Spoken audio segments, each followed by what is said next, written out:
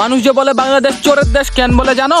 চুরি করে থাই। দেশের most popular team red Hawks বা টিএসির সাথে কি ধামাকা চলতেছে জানো? টিএসি বা রেড হক্স এর official channel hack, official group hack, কেন হ্যাক, কিসের জন্য হ্যাক, এমন কেন হইলো সবই জানতে পারবা এই ভিডিওতে।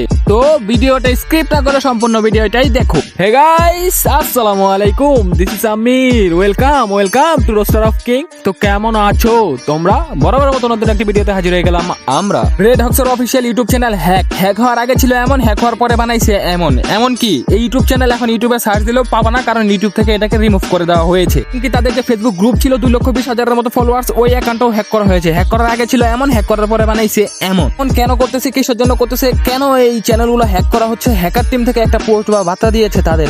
চলো কি বার্তা দিয়েছে আগে দেখে আসি আমরা। ডিয়ার রেড হক্স, আপনারা গেমিং কমিউনিটির ক্রিয়েটররা এত নিচু মাইন্ডের কিভাবে হন বুঝি না আসলে। চ্যানেল বড় করবেন এবং অ্যাডমিনদের প্রোটেকশনে আপনাদের গ্রুপ পেজ চ্যানেল সুরক্ষিত রাখবেন, কিন্তু পারিশ্রমিক দেওয়ার সময় ঘুরাবেন। এমনকি পারিশ্রমিক চাওয়ার পরে অ্যাক্সেস থেকে আমাদেরকে রিমুভ করে দিবেন।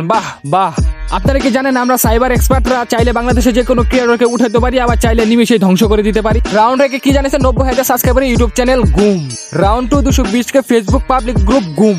রাউন্ড 3 গ্রুপ রিকভারি করলেন। এখানে বিষয়টা হচ্ছে মধ্যরাত থেকেই আরএসকে দের গ্রুপ অ্যাটাক করা হচ্ছে। এখানে হ্যাকাররা গ্রুপ নিয়ে নেয়, আবার রিকভারি করে, হ্যাকাররা গ্রুপ নিয়ে নেয়, এবার রিকভারি করে, এভাবে 3টা-4টা পর্যন্ত চলে।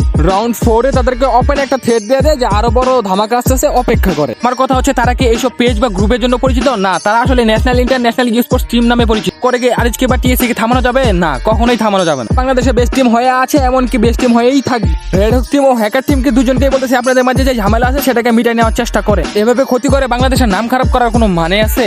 এই দিন শেষে রোস্টার তো, তাই দুজনেরই ভুল চোখে ধরা পড়তেছে। হ্যাকার টিম যে এলিগেশন দিচ্ছে যে আমাদের লোক দ্বারা বা আমাদের অ্যাডমিন দ্বারা গ্রুপ পেজ চ্যানেল সুরক্ষিত করতেছে, বাট দিন শেষে আমাদেরকে পারিশ্রমিক দিচ্ছে না। যখনই তারা পারিশ্রমিক চাইতে চায়, তখন তাদের সব অ্যাক্সেস থেকে তাদেরকে রিমুভ করে দেওয়া হয়। কেন করে দেওয়া হলো? তাদের পারিশ্রমিক কি দিতে লাগবে না? তাদের দ্বারা কাজ করে নিচ্ছেন, বাট পারিশ্রমিক কেন দিচ্ছেন না? সবাই কিন্তু ভিডিও বানাচ্ছে যে রেড হক্সের চ্যানেল এই হয়ে গেছে, রেড হক্সের গ্রুপ এই হয়ে গেছে, সেই হয়ে গেছে, বাট হ্যাকারদের বিষয় নিয়ে কেউ কথা বলতেছে না। কেন বলতেছে না?